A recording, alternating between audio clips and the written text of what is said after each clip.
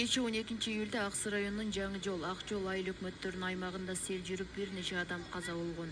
Бул боюнча Супер KG порталына жергиликтүү тургун селден 9 адам каза болуп, алардын ичинен 6 адам бир үй бүлө мүчөлөрү экендигин билдирген.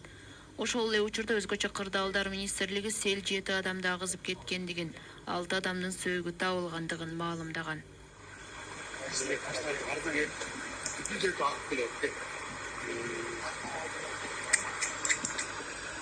Кырсыктан кийин издөө иштерине жалпы 25 куткаруучу, райондук ички иштер башкармалыгынан 17 кызматкер, Ак жол айыл аймагынан 60 адам, Жаңы жол айыл аймагынан 4 адам, Аксы райондук жарандык коргонуу кызматтарынан 5 адам тартылганы айтылган.